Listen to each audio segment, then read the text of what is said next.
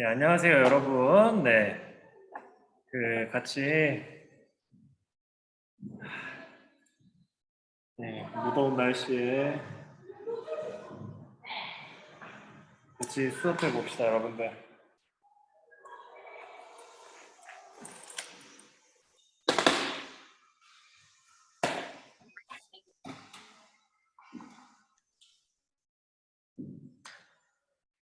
하,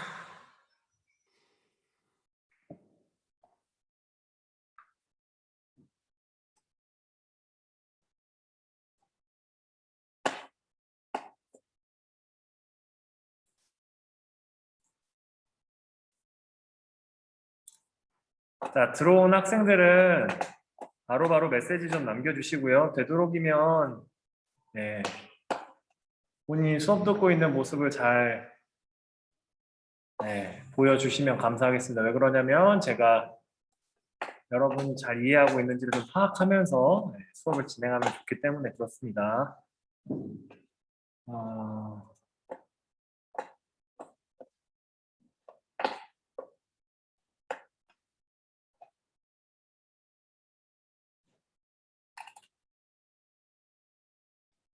네, 부득이하게 뭐 상황이 안 되시는 분은 어쩔 수 없고요. 네.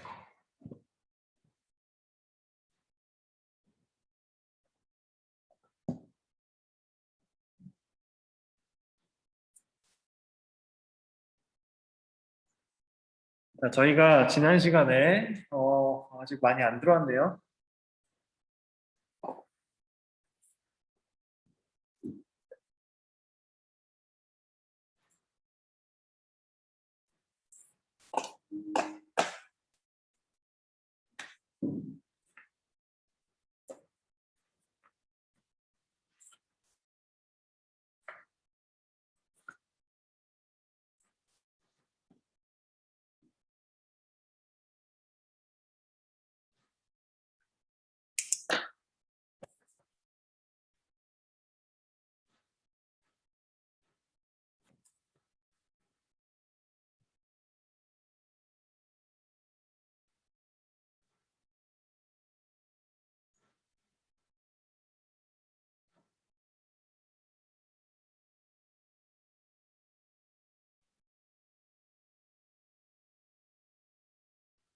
잠깐 출석 확인 좀 하고 바로 수업 진행하겠습니다. 잠시만요. 아,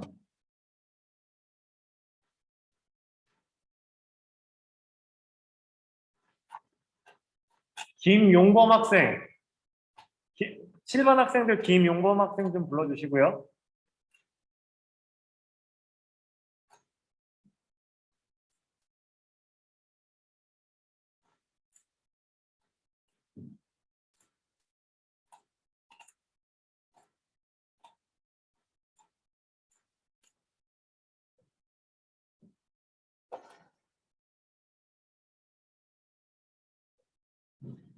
항상 조태용 학생, 잠시만요, 여러분들. 제가 수행평가 아직 안 한 인원 이름이 갑자기 저희 반이었던 것 같은데, B반. 아, 조현준 학생이구나. 아, 죄송합니다. 예. 조현준 학생 한번 연락해야겠네. 예.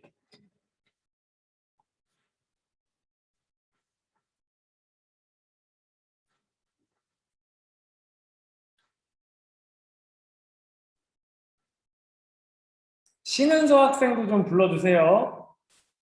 10반입니다. 10반 여러분들 신은서 학생. 자, 7반 김용범 학생이랑 네. 10반 네. 신은서 학생 그리고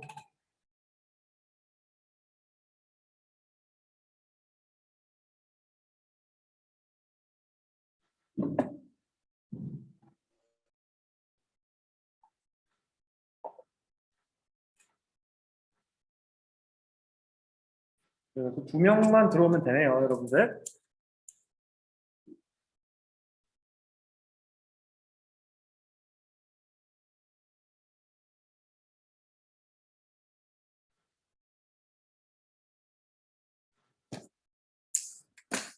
자, 저희가 지난 시간에 어디까지 했었냐면요.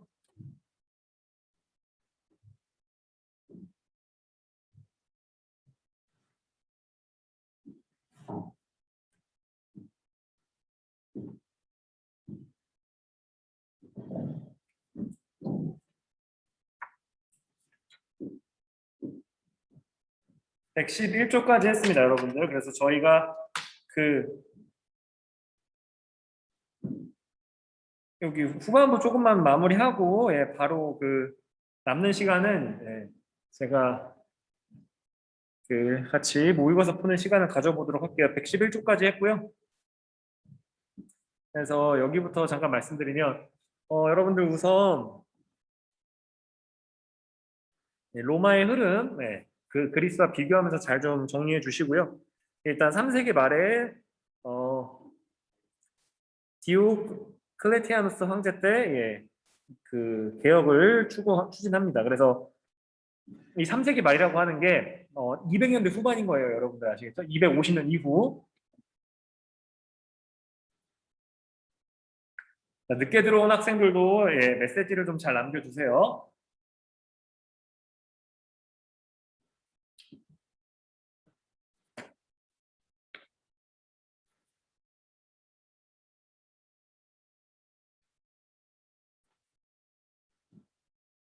다시 한번 부탁합니다. 신은서 학생이랑 김용범 학생 좀 들어올 수 있게 좀 불러주세요. 각각 7반, 10반입니다. 네, 다시 한번 부탁 좀 할게요. 네, 김용범 학생 그리고 신은서 학생이 좀 들어올 수 있게 연락 좀 해주시면 감사하겠습니다. 자, 다음으로 넘어가서 왕권을 강화하면서 또 제국을, 네 개로 쪼갭니다. 그래서 효율적인 통치를 하려고 했고요. 너무 이게 덩어리가 크다 보면 그게 잘 안 된다, 관리가 안 된다라고 생각을 한 거고, 그래서 전제군주제, 그래서 황제권을 강화하는 그런 방법을 통해서 여러 개혁을 추진합니다. 그리고 이후에 여러분들 이분은 잘 알아두셔야 돼요. 아시겠죠? 콘스탄티누스 황제. 네. 크리스트교 공인, 이분의 가장 큰 업적이라고 뭐 말하는 사람들도 있는데, 그 크리스트교 공인 이외에도 여러분들 많은 일들을 했습니다, 여러분들. 그래서 수도를 지금의 이스탄불, 콘스탄티노폴리스로 옮기게 되고요.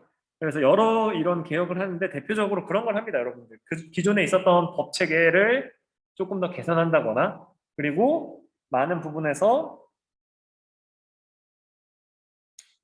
그런 이제 그런 이게 그러니까 군사제도 뭐 이런 것들을 다 그러니까 전반적인 사회 분야의 개혁을 하면서 그 줄어들던 영토도 조금 더 이렇게 그러니까 확장하는, 그러니까 그런 것들도 보여주게 됩니다. 그래서 다양한 노력들을 하게 되고, 여기서 보시게 되면,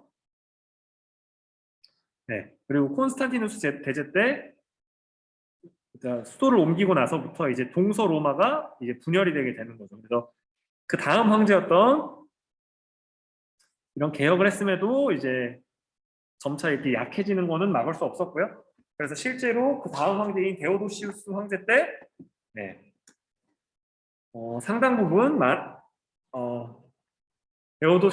데오도시우스 황제 때 이 로마 제국이 동서로 분리가 됩니다.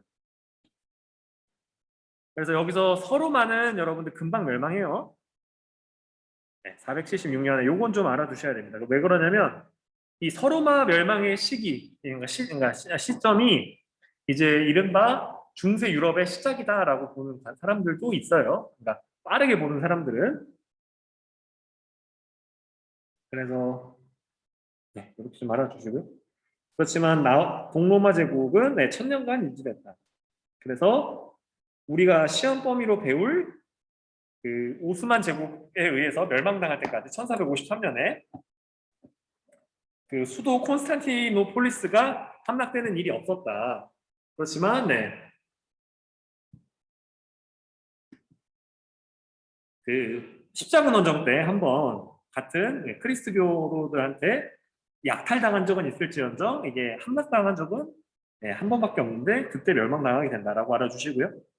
그래서 여기서 보시게 되면, 네, 공중 화장실이 있었고, 네, 콜로세움을 짓느라 국고가 부족해지자 네, 네. 자, 여러분들 이게 뭐라고 생각하시면 되냐면 조선에서는 여러분들 세금 낼 나이가 안 됐는데도 세금을 걷어가는 그런 것들이 있었잖아요. 그래서 그런 거라고 보시면 돼요. 이게 세금 안 내도 되는 영역까지 이 세금을 자꾸 걷게 내게 하고 걷었다.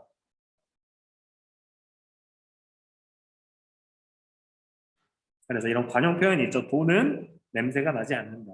그래서 이게 빡센 이 통치를 한 거고요. 그리스도교의 성립과 전파. 그래서 아우구스투스 시대에 로마의 숙주가 된 유대 지방에서 이제 메시아가 출현을 고대하고 있었는데 예수라고 하는 분이 유대교 선민 사상을 배격하면서 여러분들 참고로 여러분들 그냥 이게 저희 주변에 유대인, 그러니까 유대교를 믿으시는 분이 없으니까 하나 말씀드리면 유대인이 얼마나 그 계명, 율법을 잘 지키냐면 그들이 흔히 믿는 우리 그러니까 일반적으로 이제 크리스트교, 엄크리스트교계 계열은 다 대부분 일요일 날 교회를 가는데 물론 아닌 경우도 있습니다. 예. 뭐 그걸 뭐 또 설명하면 또 길어지니까 어쨌든 특정일에 교회를 가는데 그 소위 말해서 종교적인 이 기념을 하는 그 날에 뛰면 안 된다라는 율법이 있어서 어 그 소위 말해서 그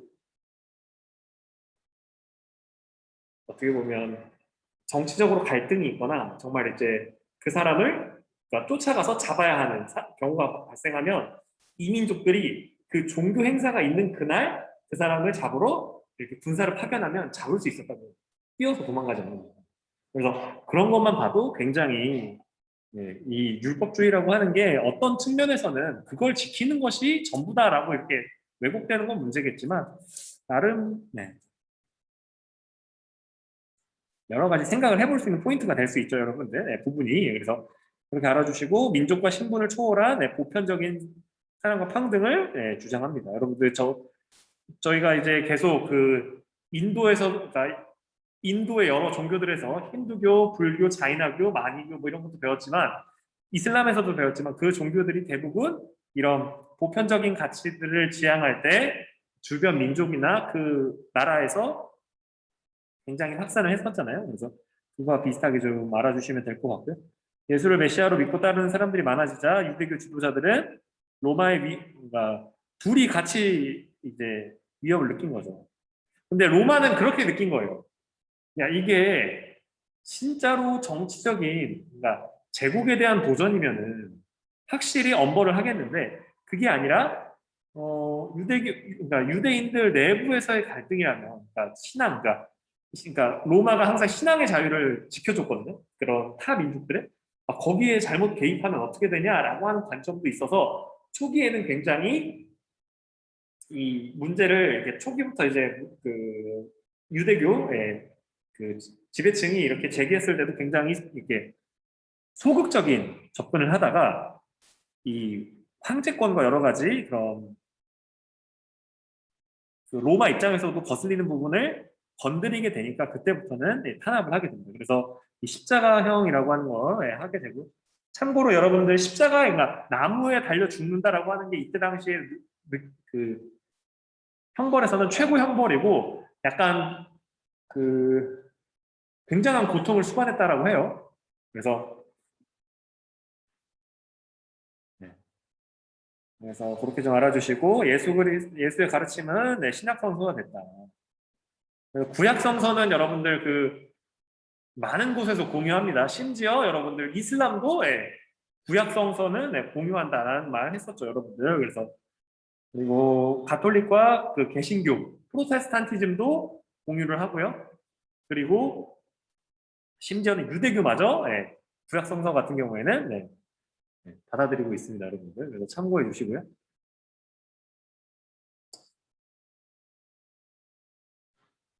그래서 다음으로 넘어가서 보시게 되면 크리스트교들이 유일신을 믿으며 이제 황제 숭배를 이렇게 되니까 바로 이제 박해가 더욱 심해지게 됩니다.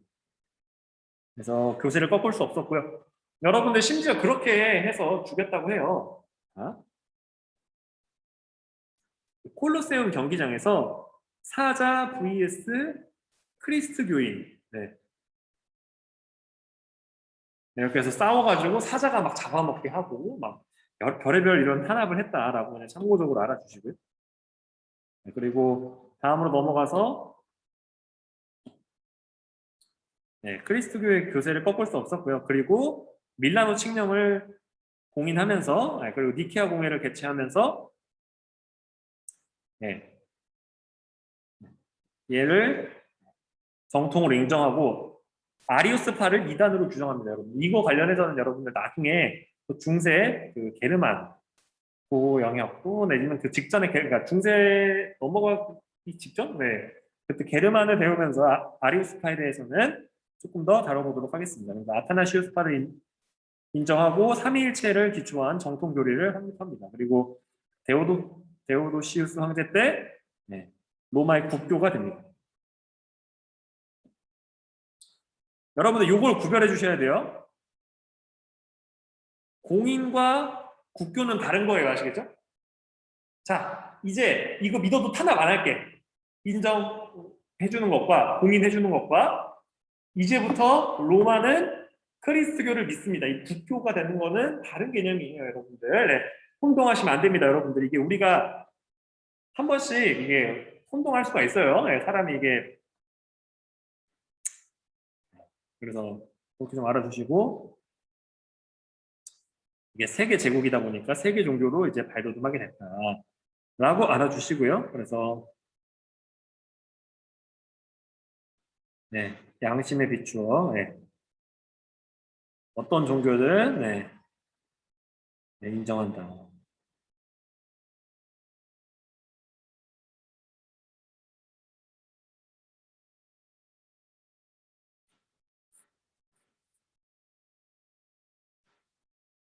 자, 여러분들 이 카타콤이라고 하는 네, 개인적으로 이 유적지는 여러분들 나중에 그 이제 코로나가 좀 끝나고 정상화되게 되면 꼭 한번 가보시면 좋은 그런 곳입니다, 여러분들. 그래서 왜 가보라고 하냐면 제가 뭐 종교 편향적이어서 그런 게 아니라 그거를 고민해 볼 수 있어요. 사람이 신념을 지키기 위해서 정말 이렇게 힘들고 어려운 상황까지도 잘 참아내고 이제 수십 년, 수백 년 동안 그 이걸 이어갈 수 있구나. 그래서 초기에 박해를 받을 때 여러분들 그 박해를 피해서 지하로 숨게 되는데 처음 지하로 숨으신 분들은 괜찮겠지만 이게 점차적으로 사람들이 살아가면서 햇빛을 못 보다 보니까 이게 여러 가지로 이게 질병이 많이 생겼다고 해요, 여러분들. 비타민 부족이나 이런 햇볕 부족으로 생기는.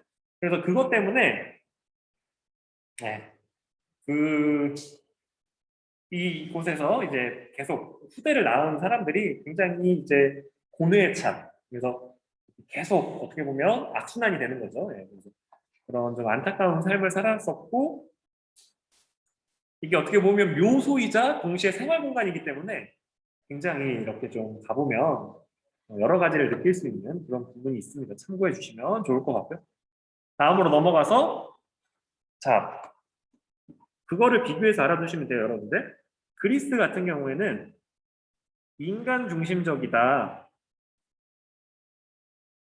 라고 이렇게 그리고 조금 더 표현을 하자면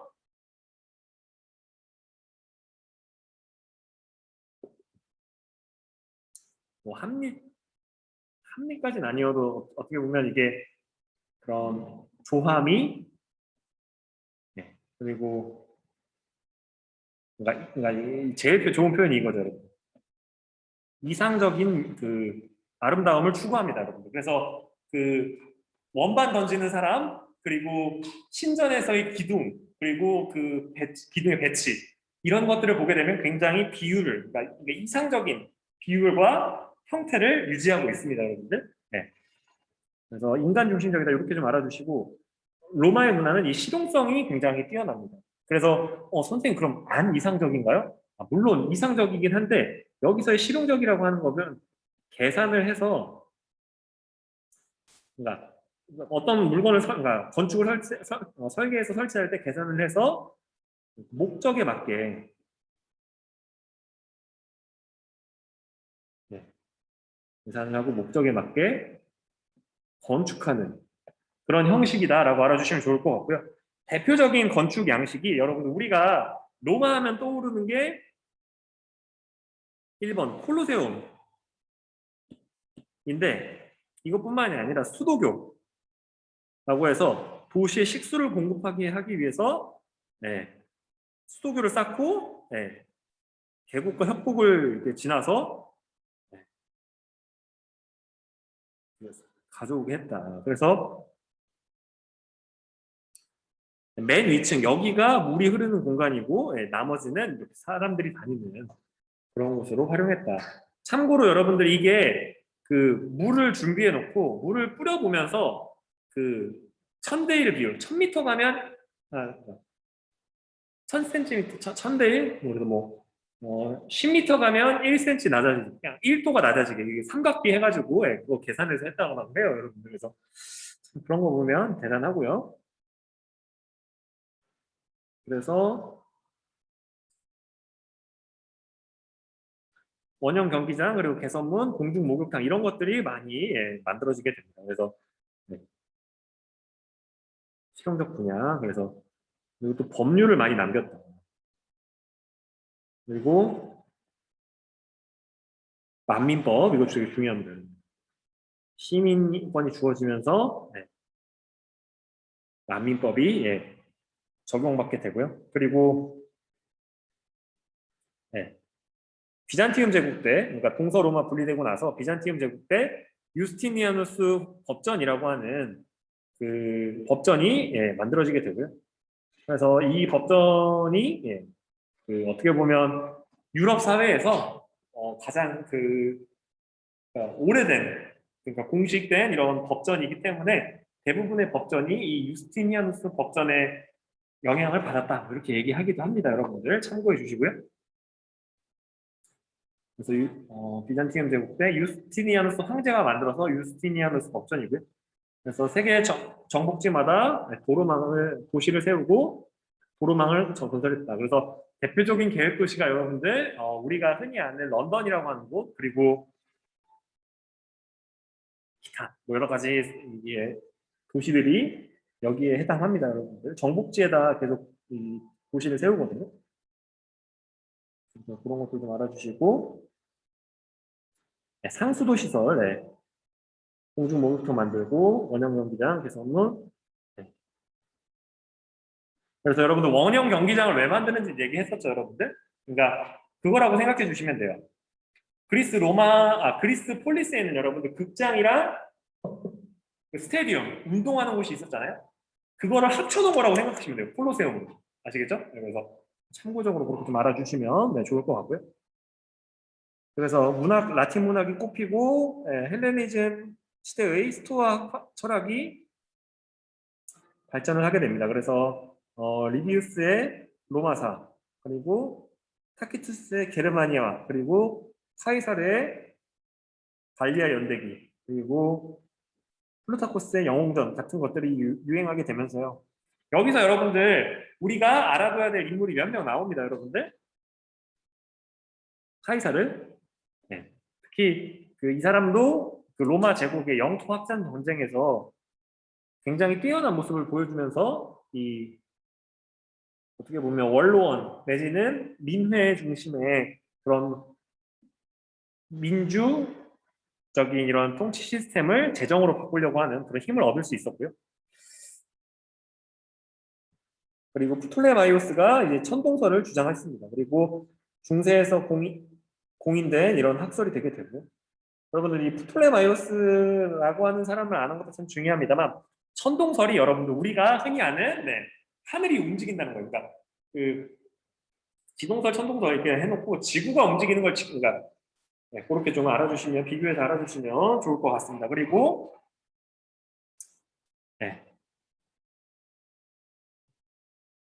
고전 문화를 완성했다.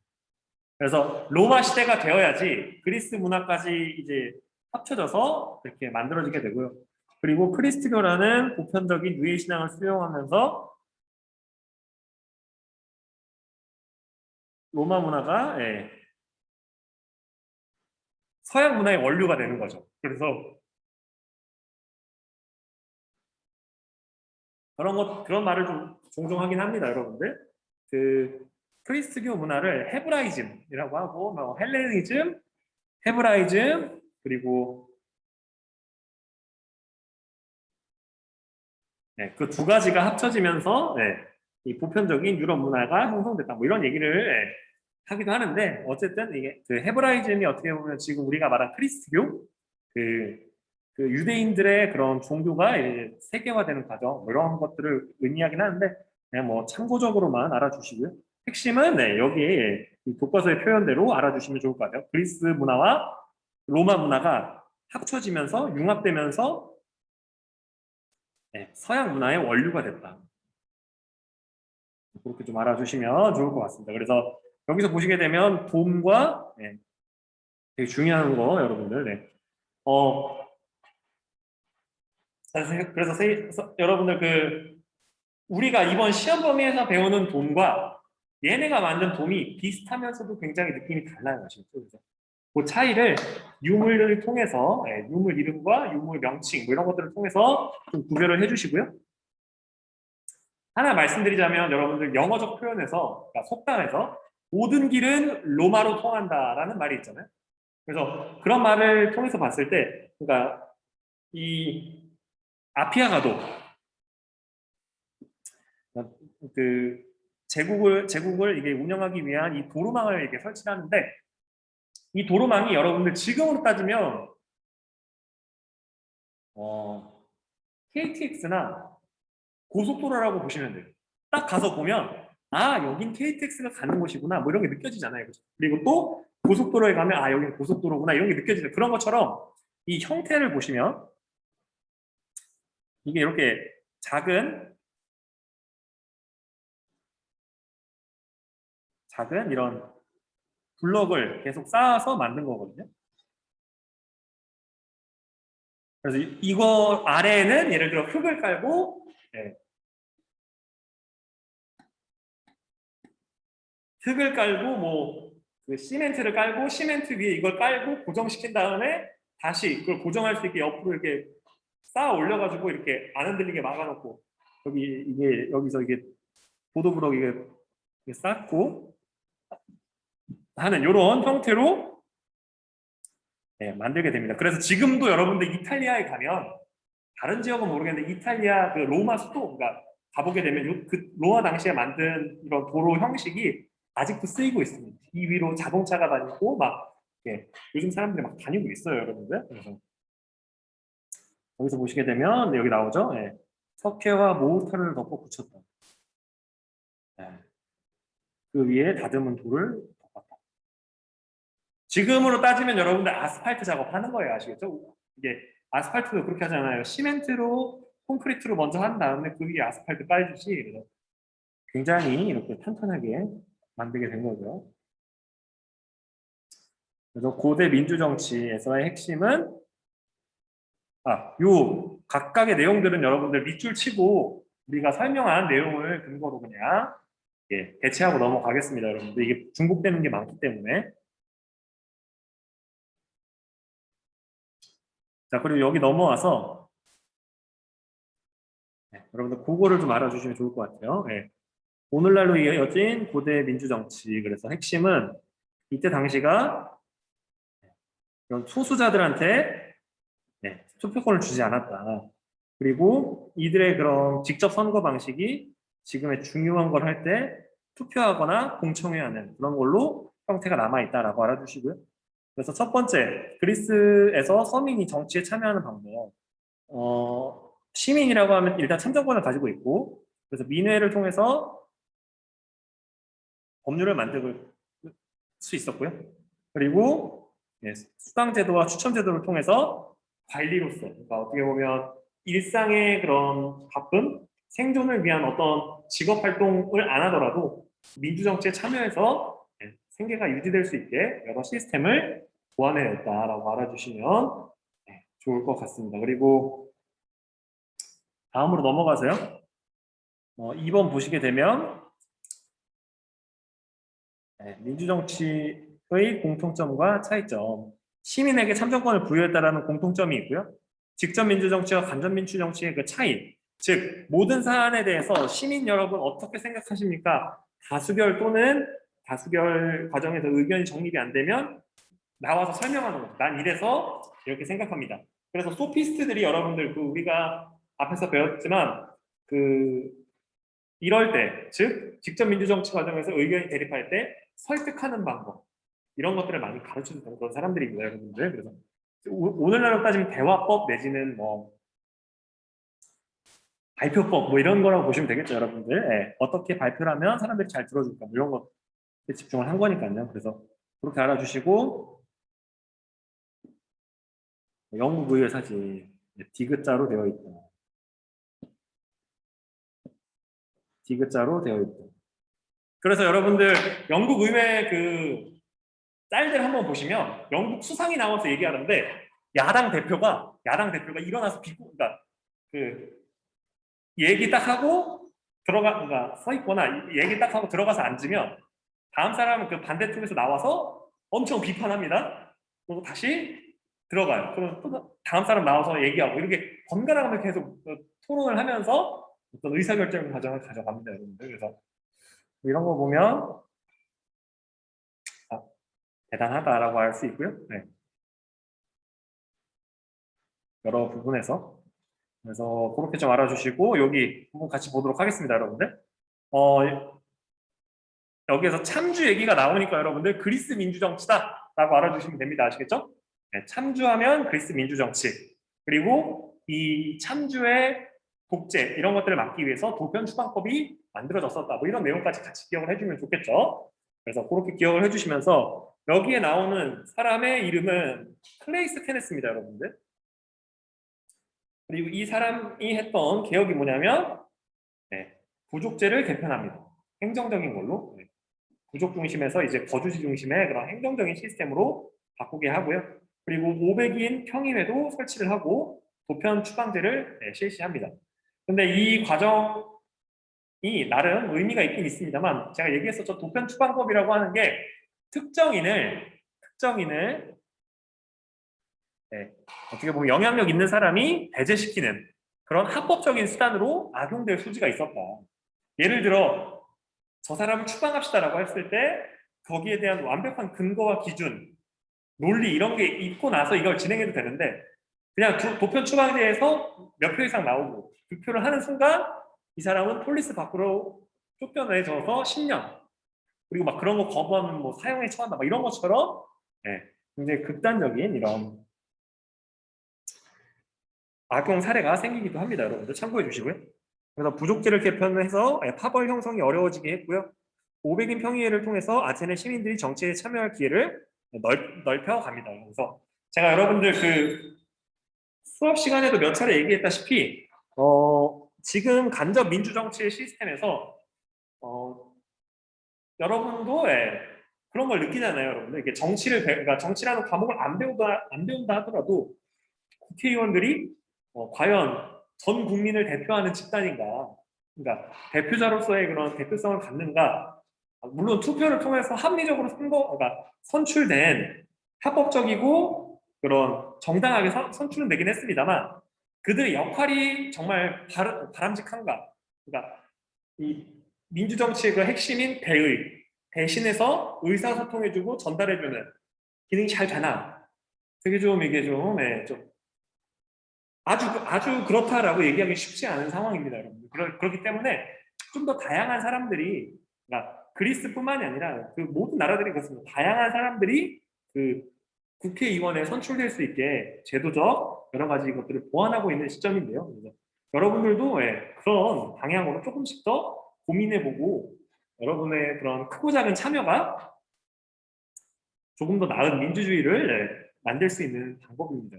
그래서 그리고 그런 게 제일 안 좋아요. 일시적으로 관심을 가졌다? 관심을 또 안 갖고. 제일 어려운 게 꾸준한 관심이잖아요. 그래서 공부가 어려운 이유, 그리고 또 제가 요즘에 또 무더위 때문에 다이어트를 좀 하고 있는데, 다이어트가 어려운 이유가 그거잖아요, 여러분들. 어느 순간, 그러니까 어느 하루만 좀 이렇게 관리하면 되는 게 아니라 꾸준한 관리와 케어가 필요한 부분이니까요. 그래서 그런 부분을 같이 한번 좀 해보면 좋지 않을까 고민해보면, 그래서 관심 있으신 분들은 뭐 이렇게 좀 여러 가지 또 구체적인 활동 방법을 생각해 보면 좋고요. 예. 나중에 해보시길 추천 아닌 추천을 드립니다. 네. 그리고 여기서 보시게 되면 SPQR의 의미는 뭐냐? 그래서 귀족이 운영하는 원로원 그리고 평민이 그러니까 운영하는 민회. 그러니까 로마의 정치 체제는 이 두 가지를 근거로 운영이 된다. 로마의 정치 체제는 그게 그래서 알아주시면 좋을 것 같고요. 실제로 이 뜻은 여러분들 로마 공화 정부를 그러니까 뜻하는 말이다. 그래서 그리스도 이거를 유지를 오래 못했고 그랬지만 상당 기간 동안 로마가 공화정 체제를 유지했다. 그래서 이 공화정 체제를 유지하면서 포에니 전쟁에서도 이기고 로마를 제국의 반열에 처음 올리기 시작한 분들이 다 이 공화정 시기에 가능했던 거다라고 알아주시면 되겠고요. 참 신기하죠, 여러분들. 그래서 그런 것도 알아주시면 되고 독수리 쓰는 나라들 해서 이렇게 한번 적어봤습니다, 여러분들. 그래서 아직 안 배운 나라들이 거의 대부분이기 때문에 이 나라들이 나왔을 때 다시 한번 언급한다거나 해보도록 하겠습니다, 여러분. 그래서 오늘은 여기까지 해서 이제 로마사가 다 끝났고요, 여러분들. 남은 시간 동안은 약 10분여 정도 남았는데 같이 이제 문제를 풀어보도록 하겠습니다, 여러분들.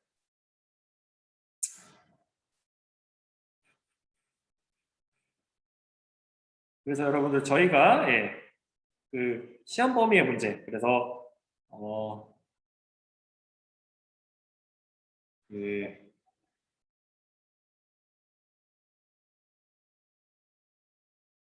명청 시대부터 해서 서아시아 이슬람 그리고 인도사까지 그 지역을 이슬람사라고 부를 수밖에 없는 부분도 참 아쉽네요, 여러분들. 서아시아사 정도로 합시다. 중앙아시아사 내지는 서아시아사. 그래서 그렇게 좀 알아주시고요. 그래서 여기서 보시게 되면 난학이 발달했다. 대지마가 건설되었다. 여러분들 난학이라고 하는 거 그래서 한번 그냥 이 문제 자체는 저희가 이게 그러니까 저번 시험 범위긴 합니다만 이렇게 선택지라고 하는 게 그렇게 되는 거예요, 여러분들. 어떤 자료를 주고 한 개의 왕조 또는 그 국가의 내용으로 1번에서 5번을 구성하는 경우도 있고요. 이러면 굉장히 어려워지는 거죠, 그죠? 그 시기에 대한 역사를 굉장히 정확하게 알아야 되니까. 아니면 대부분 이렇게 냅니다, 여러분들. 그래서 어디 갔어? 이렇게 하나만 정답이고 나머지가 다 정답이 아닌 다른 시대의 문제 내지는 다른 지역에 있는 역사의 문제. 그래서 이 두 가지 형식 중에 하나다라고 하는 거 좀 알아주시고요. 이 게르만족의 대이동은 여러분들 중간고사 이후에 우리가 또 여러 가지 하면서 2학기 때나 이럴 때 같이 한번 해보도록 합시다.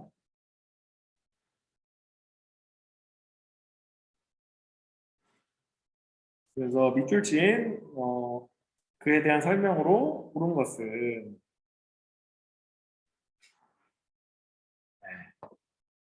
이집트 왕국을 로마의 속주로 만들었다. 그리고 악티움 해전에서 이것도 여러분들 우리가 이게 시험 범위는 아니긴 합니다만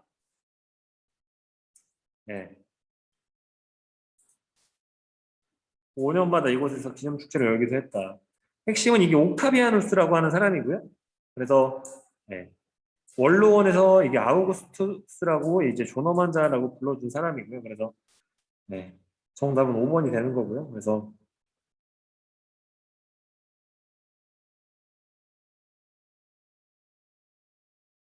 성소피아 성당은 동로마 제국, 비잔티움 제국이다. 이런 것들도 좀 잘 알아두시면 좋을 것 같습니다.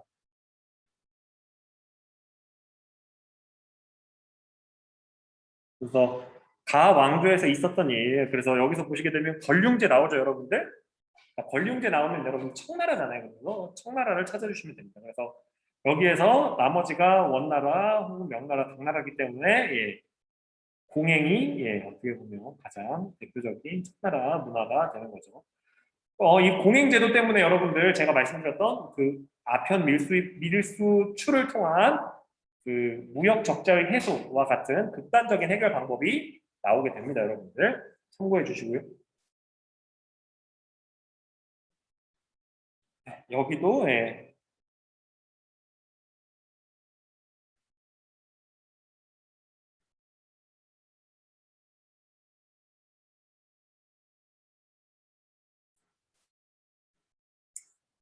뭐 넘어가고요. 예, 해당 내용이 없으니까요, 여러분들. 그래서 여기서 보시게 되면 예, 칙령을 내려가지고 아수카 왕이라고 나오잖아요. 그래서 여러분들 아수카 왕이라고 하면 예, 마우리아 왕족라고 하는 걸 기억해 주시고 마우리아 왕조에 해당하는 선택지를 골라주시면 될 것 같습니다. 그래서 1번은 저희가 배웠던 오스만 투르크의 그런 군사 제도인 거고요. 스와라지 운동은 인도 현대사 부분이기 때문에 저희가 2학기 때그 네, 그 근현대사 독립운동가 각국의 그런 식민지로의 그런 이행 그리고 그 과정을 또 독립하는 과정을 우리가 또 배우고 여러 가지 세계 2차 대전 막 배우고 하면서 좀 더 정리해 보도록 하겠습니다. 그리고 우리가 알 수 있는 거는 개인의 해탈을 중시하는 상자부 불교를 주로 이렇게 그러니까 상자부 불교가 유행했다라고 하는 점인데 그래서 정답은 5번이 되는 거고요. 그래서 지구라트나 앙코르와트 같은 경우에는 정확히 다른 지역에 그러니까 인근 지역이나 아니면 다른 문명 지역의 이런 건축물이다라고 알아주시면 좋을 것 같고요. 그래서 그래서 여기 부분도 마찬가지로 앞서서 얘기했던 그런 침략 이런 것들을 이게 안 배웠기 때문에 그리고 침략과 그에 대한 저항 그리고 식민지화 과정 그리고 독립 과정 이런 것들을 안 배웠기 때문에 넘어가도록 하겠습니다. 이 부분도 마찬가지고요. 비스마르크 요 부분 독일 통일하던 그리고 신의 혁명 이 부분도 우리가 배우지 않았습니다, 여러분들. 그렇지만 나중에 신의 혁명은 그 나중에 아니죠. 여러분 이미 배운 한국사에서 굉장히 중요하게 다룹니다. 아시겠죠? 청나라가 무너지고 중화민국이라고 하는 그 국가가 형성되는 과정, 형성되게 되는 그 시점이 되는 거고. 그리고 그 중화민국은 나중에 이제 국민당과 공산당 정부가 대립을 하다가 국민당 정부가 지면서 타이완으로 이렇게 인정되게 되는 그런 것도 있고요. 그래서 참고해 주시면 좋을 것 같습니다. 그리고 여기서 보시게 되면 이건 우리가 했던 내용이고요. 그래서 다음으로 넘어가서 이 금나라에 대한 설명이었던 거고 이거 산업혁명도 마찬가지입니다. 그리고 영국의 이런 왕실 문양 이런 것도 조금 중세 이후 부분이니까 넘어가도록 할게요.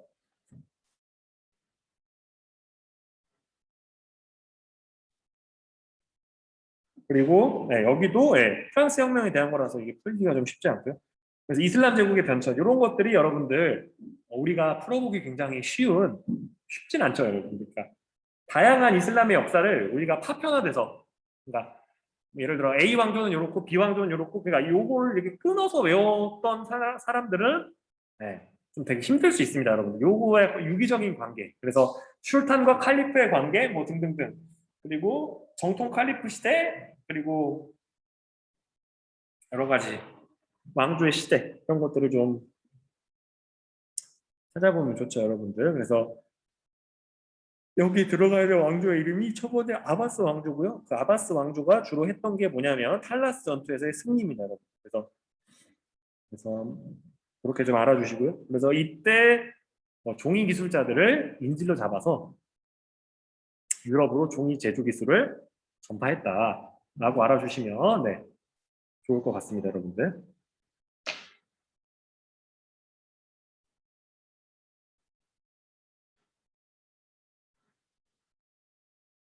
그 덩샤오핑의 개혁개방 운동인데 이것도 저희가 여러분들 그 현대사 부분이나 이런 걸 잘 안 배웠기 때문에 넘어가도록 하고요. 세계 2차 대전이 있고 여러분들 이 네. 여러분들 제가 밴드 오브 브라더스라는 영화를 제가 요 세계사 부분 다 배우고 학기 말쯤 되면 한번 보여드릴게요, 여러분들. 이게 이 세계 2차 대전 시기를 다룬 영화로 나름 굉장히 저는 미국식 국뽕이 약간 느껴지긴 합니다만 나름 굉장히 괜찮은 영화라고 보거든요. 그런 영화도 한번 보면서 이 부분도 설명도 하고 그때 진도를 나가면서 한번 해보도록 하겠습니다. 그래서 EU에 대한 거라서 넘어가도록 하고요. 그래서 네, 이렇게까지 해보고 다음으로 넘어가서 여러분들 지금 한 4분 정도 남았는데 혹시 질문 있나요? 질문 있나요? 제가 예.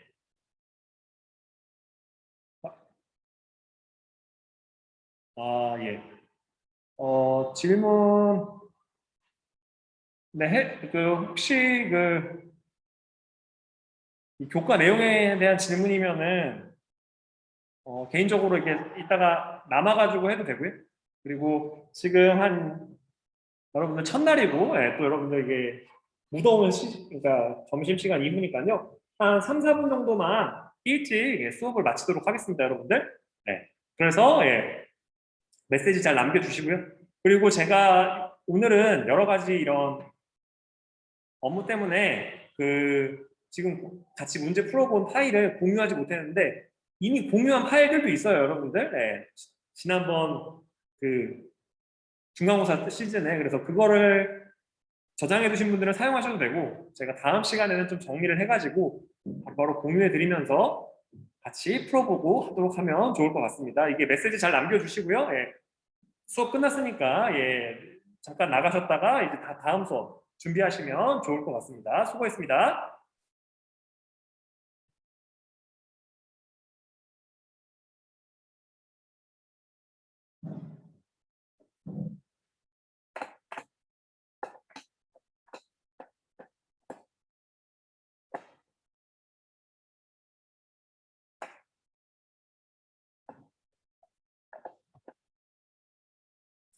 여러분 수고했습니다.